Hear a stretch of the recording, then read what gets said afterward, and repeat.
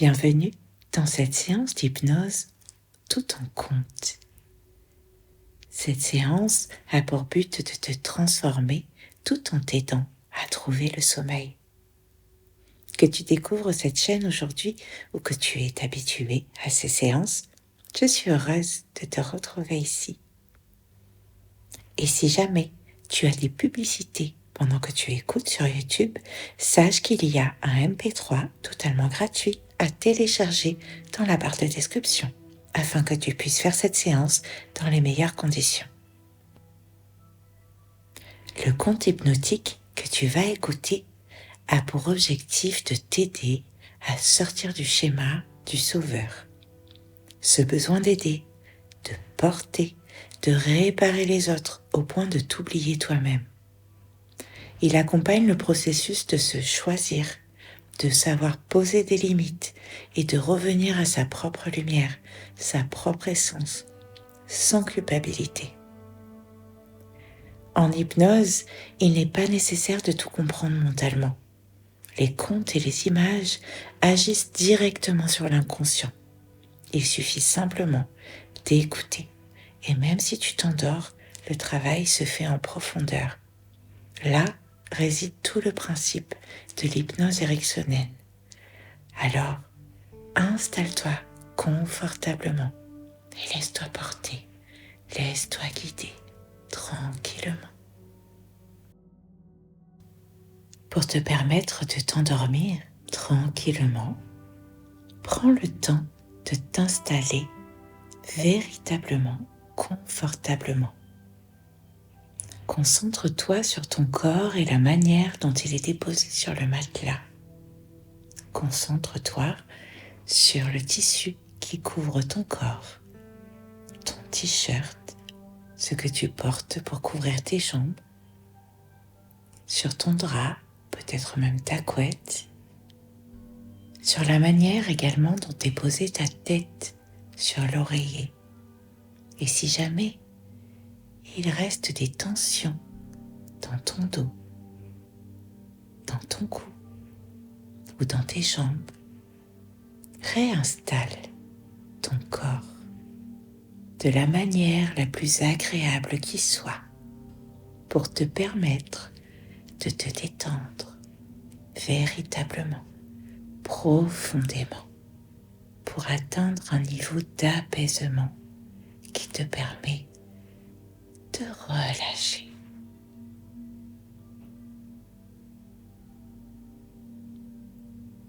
Mais il est agréable souvent de constater que lorsqu'on relâche, tout s'apaise, même la respiration. Et l'on rentre dans une sorte d'écoute différente. Et grâce à cette écoute-là, on peut commencer à rêver. Et il est très agréable d'y écouter des histoires. Et ce soir, j'aimerais te raconter une histoire qui est, ma foi, très jolie. Elle s'appelle L'artisan des pierres bleues et la tisseuse de brouillard. Il était une fois un homme qui marchait. Il marchait avec peu de choses. Un corps, un souffle.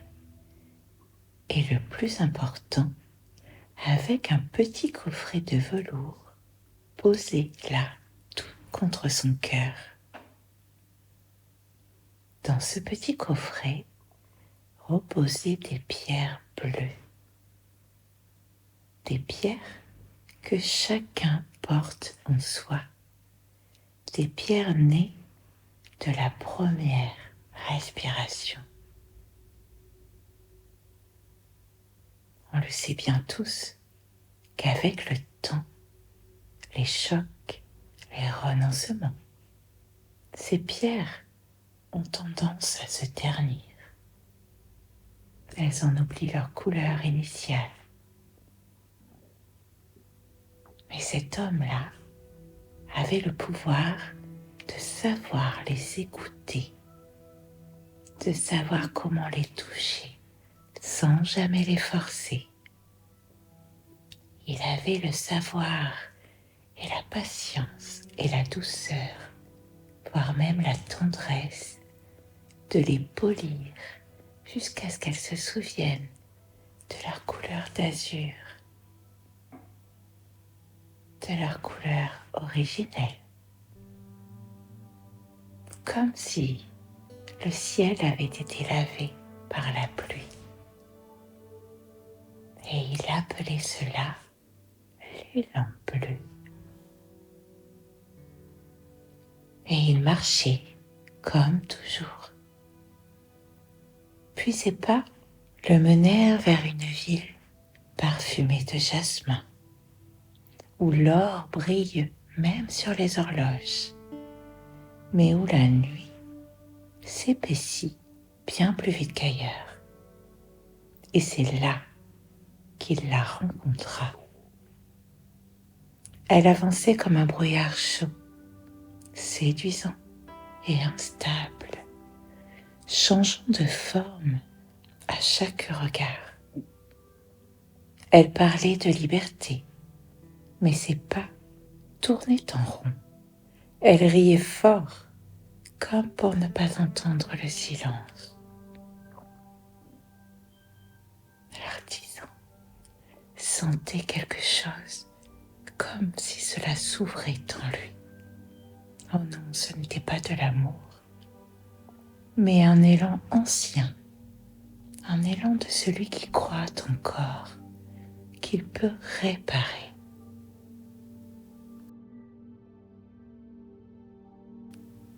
Malheureusement, un tourbillon sans fin commença.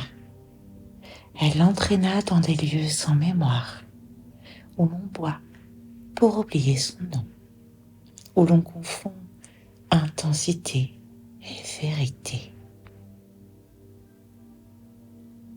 Il s'assit à sa table, avec en lui une pensée qui murmurait. Si je reste, si je regarde assez longtemps, je verrai peut-être la pierre cachée. Mais il existe des êtres qui ne portent plus de pierre, seulement des chaînes, et nul ne peut polir ce qui refuse d'exister.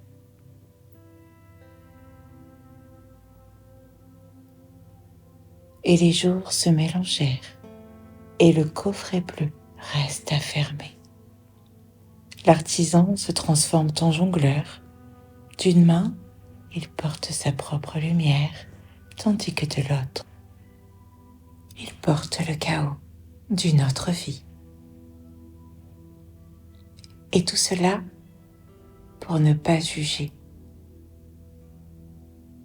Alors il s'oublia. Pour comprendre, il se trahit un peu.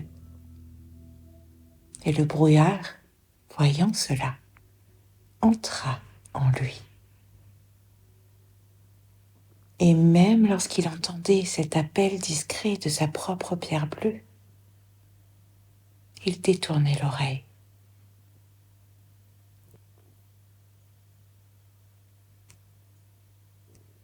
Un soir pourtant, au cœur d'une nuit plus sombre que les autres, une odeur traversa la foule. C'était l'odeur du jasmin pur. Oh, pas celui des rues, mais celui de son essence. C'est alors que quelque chose se redressa en lui. Pas une colère contre l'autre, mais une colère pour lui. Une sorte de dignité qui se souvenait. Et il comprit sans mots.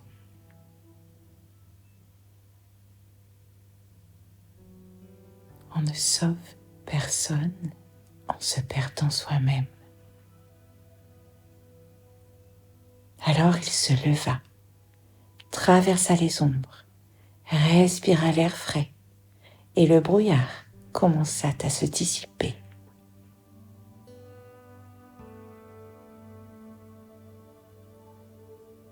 Et c'est en partant, sans se retourner, sur la route du Nord, dans un carrosse de fer en mouvement, qu'il rencontra 3 hommes.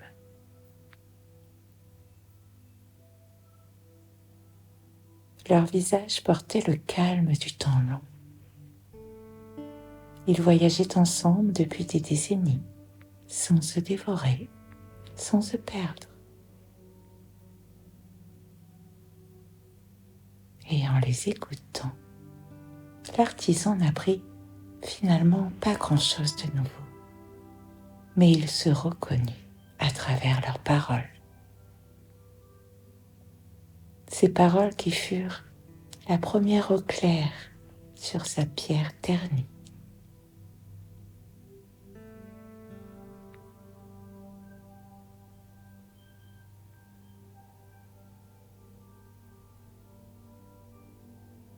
Dans un besoin profond de se retrouver dans une chambre silencieuse, il ferma la porte.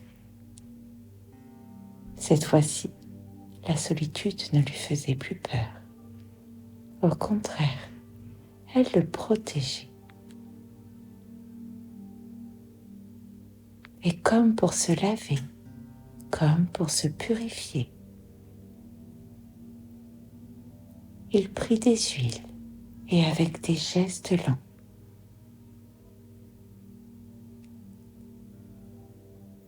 massa son corps.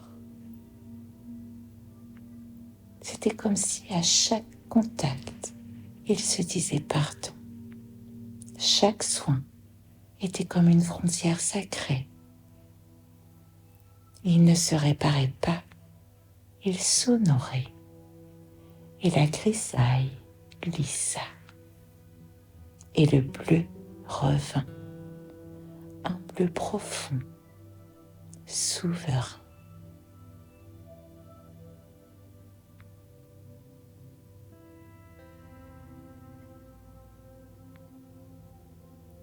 Et c'est à la frontière des montagnes, quelques jours plus tard, que ces 3 figures l'attendaient. L'une lui disait « Ne cherche plus la lumière chez ceux qui ont choisi l'ombre. » L'autre murmurait « N'écoute plus ce qui t'éloigne de ton élan. » Et la troisième le soufflait « N'explique plus ce que l'âme sait déjà. »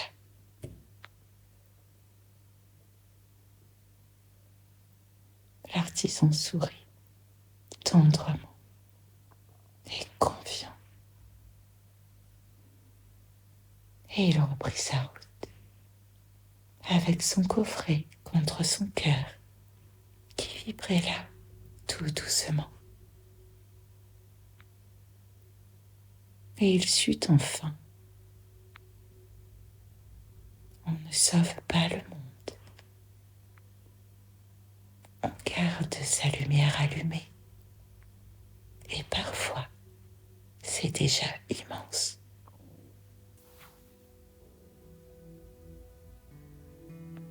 Laisse cette histoire s'endormir en toi. Ta lumière, ta pierre bleue est protégée à présent. Ton esprit est libre et ta lumière